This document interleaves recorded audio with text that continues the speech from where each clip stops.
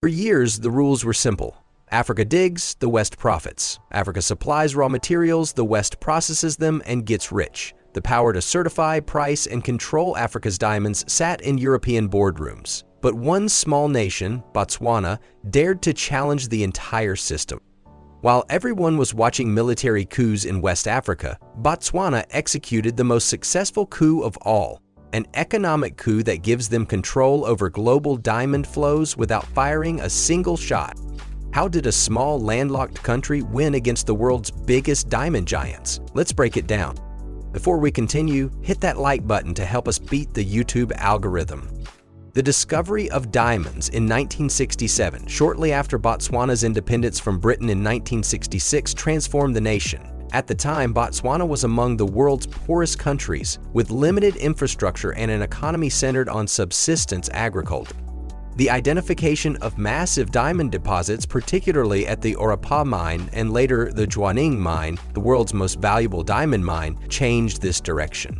These discoveries positioned Botswana as a global leader in diamond production, with an annual output valued in billions of dollars. Now, Botswana is the world's leading producer of diamonds by value. It controls 70% of the world's diamond supply by value, which is over $4 billion, 0 cents annually. This small landlocked nation in southern Africa has built its entire economy around these precious stones, with diamond revenues forming the backbone of government finances and economic development. Botswana leveraged its diamond by forming strategic partnerships and smart governance. The government formed Botswana, a 50-50 joint venture with De Beers, the global diamond conglomerate. This partnership ensured that Botswana retained significant control over its resources, securing up to 80% of diamond revenues for national development. These funds have been invested in education, healthcare, infrastructure, and social programs, transforming Botswana into an upper-middle nation with a per capita GDP surpassing many other African countries. However, while the agreement appeared to be a 50-50 joint venture on paper, the real profits still leaned in De Beers' favor. Since Botswana lacked the advanced infrastructure to cut, polish, and market diamonds at the time, the raw stones were exported for refinement abroad, mostly in Europe. This downstream processing significantly increased their value, meaning De Beers profited more from the final sale. To put it simply, Botswana owned half the mine, but not half the market. Over time, this imbalance became increasingly clear to Botswana's leadership. While the partnership had brought significant national revenue and development gains, it also highlighted the limitations of being just a supplier of raw materials. The real wealth lay in what happened after the diamonds left Botswana, in the cutting rooms, showrooms, and global jewelry markets.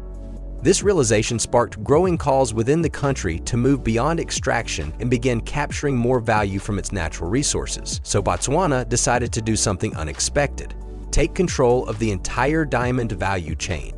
According to reports from June 2025, Botswana announced intentions to prioritize local processing of diamonds, aiming to add value through cutting, polishing, and potentially manufacturing jewelry within the country. This shift would retain more economic benefits domestically, creating jobs and fostering industrial growth. This policy aligns with statements from Botswana's new president, Duma Boko, who assumed office in November 2024 following a historic election. President Boko has emphasized economic diversification and reducing reliance on raw diamond exports, signaling a transformative approach to resource management. This policy appears to be a strategic pivot, inspired by a broader movement toward resource nationalism in Africa. This movement, prominently advocated by Burkina Faso's captain Ibrahim Traoré, emphasizes local control over natural resources to maximize economic benefits. But that is not all.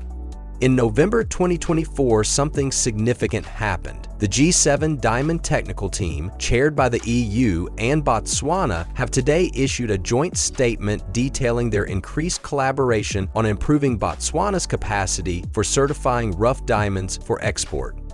Now, you might be thinking this sounds like cooperation, not confrontation, and you would be right to think that. But what does this really mean, and why is it happening now? The global diamond market is undergoing significant changes, partly due to G7 and European Union sanctions on Russian diamonds implemented in 2024 to curb Russia's revenue from the Ukraine conflict. As the world's second-largest diamond producer by volume after Russia, Botswana has positioned itself as a key player in enforcing these sanctions. The G7 import ban on Russian-origin diamonds began on 1 January 2024. On 1 March 2024, Russian diamonds processed in third countries were also banned in the G7 jurisdictions. This created a massive problem in the global diamond trade because it became extremely difficult to verify which diamonds were Russian and which were not. This confusion crippled the diamond industry, disrupting supply chains and forcing major players to find new ways to trace and certify diamond origins. With Russian stones now effectively locked out of key Western markets, there was a growing need for trusted, transparent certification hubs that could guarantee compliance with the G7's strict rules. This opened a strategic opportunity for countries like Botswana, which already played a central role in the diamond trade and had a reputation for stable governance and reliable institutions. In response, Botswana stepped into this important new role. According to a joint statement released, Botswana will now join Antwerp World Diamond Center as one of the official origin certifiers for rough diamonds destined for G7 markets. The system will assign numbers to shipments, preventing them from being mixed with Russian diamonds at major trade hubs like Dubai or polishing centers. This move positions Botswana at the heart of the global diamond trade, not just as a producer, but as a gatekeeper. By helping to authenticate the origin of diamonds and ensure compliance with the G7's Russian sanctions, Botswana is asserting itself as a key player in the industry's future. This might sound technical, but it is actually revolutionary. For decades, African resources have been extracted, processed, and certified outside of Africa. The fact that Botswana is now becoming a certification hub represents a fundamental shift in how African resources are controlled and managed. This means that a significant portion of the world's diamond supply will now be certified on African soil by African institutions under African oversight. This is exactly the kind of resource sovereignty that leaders like Ibrahim Traoré have been advocating for across West Africa. While Traoré's approach has been more confrontational with Western powers, Botswana is achieving similar results through diplomatic cooperation. But the end goal is the same: African control over African resources. Now, you might be wondering how exactly Ibrahim Traoré's influence reaches all the way to Botswana, a country over 2,000 kilometers away from Burkina Faso. The connection is not direct or official, but it is real. Since Traoré has been in power, Burkina Faso has played a key role in the withdrawal of 3 West African states from the regional body ECOWAS. Burkina Faso, Niger, and Mali have formed an alternative, the Alliance of Sahel States. What Traoré has done is fundamentally change the narrative about what is possible for African nations. Politically, Le Monde journalist Sophie Doucet described Traoré as influenced by Marxism and Pan-Africanism. His Pan-African vision is not just about Burkina Faso, it is about reimagining the entire continent's relationship with former colonial powers and global superpowers.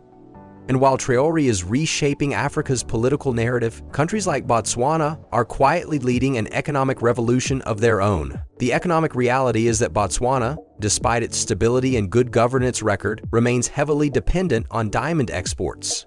Info Churchill Mobuting, Botswana's new ambassador in Washington, says his country must end its near-total economic dependence on diamond exports.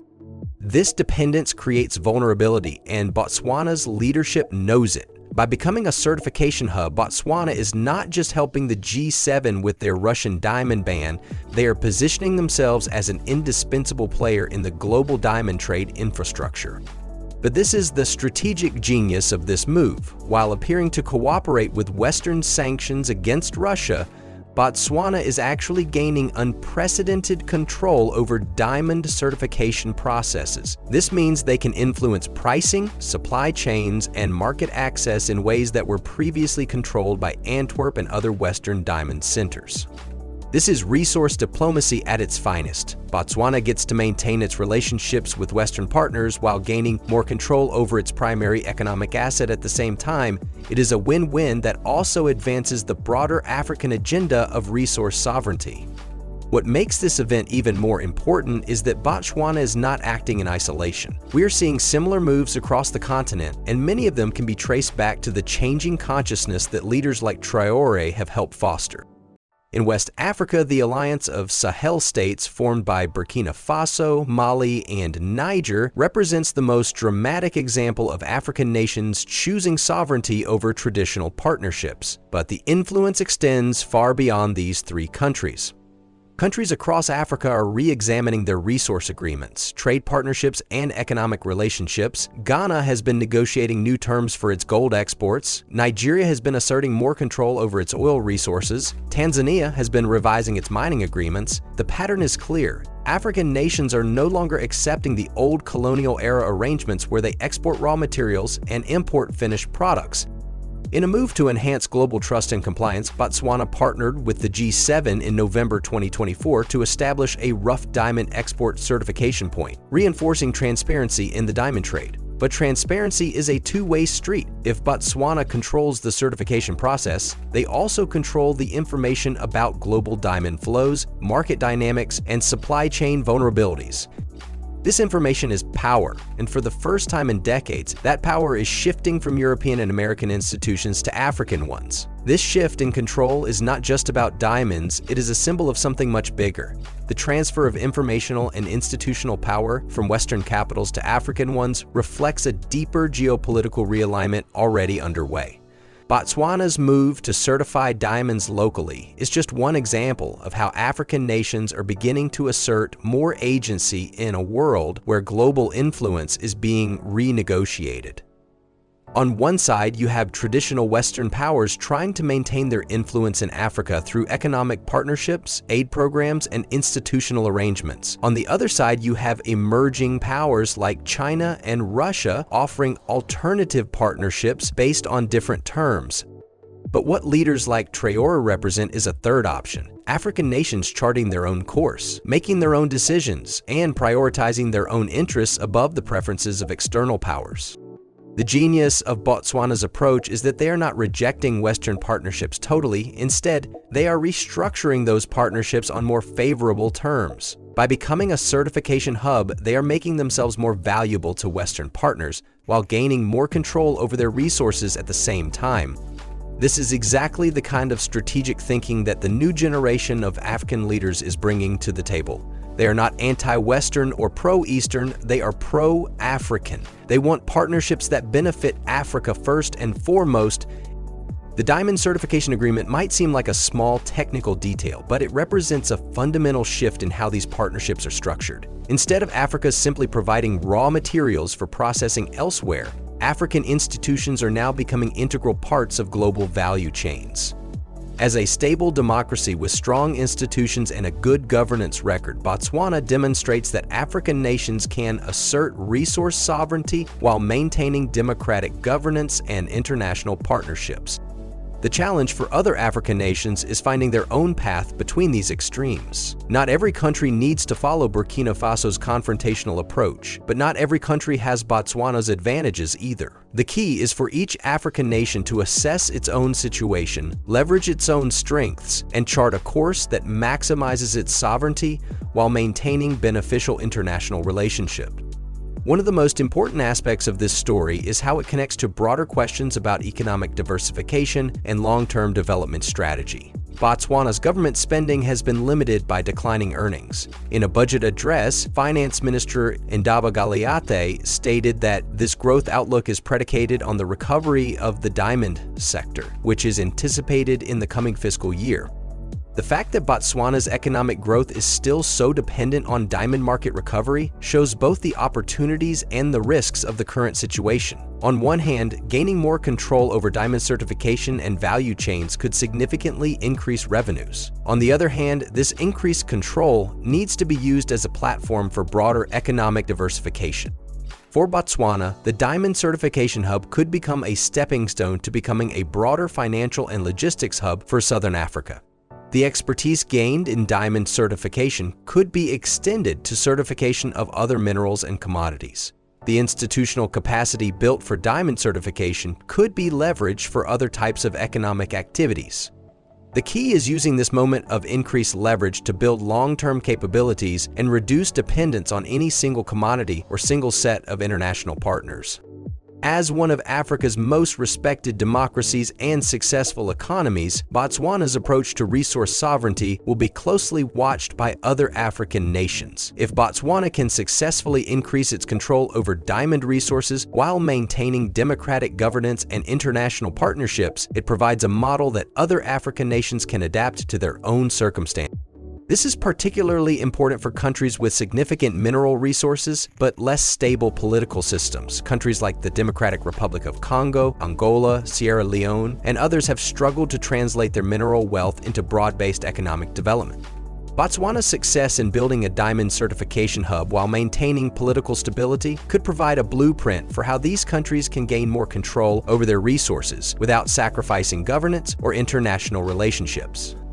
At the continental level, increased African control over resource certification and value chains could fundamentally alter the terms of Africa's engagement with the global economy. Instead of being price takers for raw materials, African nations could become price makers for certified, processed, and value-added products. This transformation will not happen overnight, and it will not happen without challenges. But the trend is clear, and Botswana's Diamond Certification Initiative is an important milestone in this broader continental transformation. As we look ahead, the Botswana Diamond Certification story provides important insights into the future of African resource diplomacy and economic sovereignty. It shows that African nations do not have to choose between true independence and international partnerships. Botswana is gaining more control over its resources while strengthening its relationships with international partners. This approach could become a model for other African nations. It also demonstrates the importance of timing and strategic positioning. Botswana leveraged the G7's need for Russian sanctions compliance to gain something it wanted anyway: more control over diamond certification. This kind of strategic opportunism could be applied to other resources and other situations across the continent. Moreover, it highlights the importance of building institutional capabilities. The Diamond Certification Hub does not just happen. It requires significant investment in technology, training, infrastructure, and governance systems. African nations that want to gain more control over their resources need to invest in these capabilities. Global supply chain disruptions can create opportunities for African nations. The Russia sanction situation created a problem that needed solving, and Botswana positioned itself as part of the solution. Future disruptions, whether from conflicts, climate change, or other factors, could create similar opportunities for prepared African nations. The story of Botswana's Diamond Certification Initiative might seem like a technical trade issue, but it is actually part of a much larger transformation happening across Africa. From Burkina Faso's dramatic break with traditional partnerships to Botswana's strategic repositioning within existing partnerships, African nations are asserting more control over their resources and their destinies. Botswana's approach shows that there are multiple paths to resource sovereignty. Not every country needs to follow Burkina Faso's confrontational model, but every country can learn from the underlying principle: African resources should primarily benefit African people. The Diamond Certification Hub represents more than just a new business opportunity. It represents a new model of African agency in global affairs. African nations are no longer content to be junior partners in extractive relationships. They want to be equal partners in value-creating relationships. This transformation will face obstacles, and not every initiative will succeed, but the trend is clear and it's accelerating. Young Africans across the continent are demanding that their leaders prioritize African interests and African development.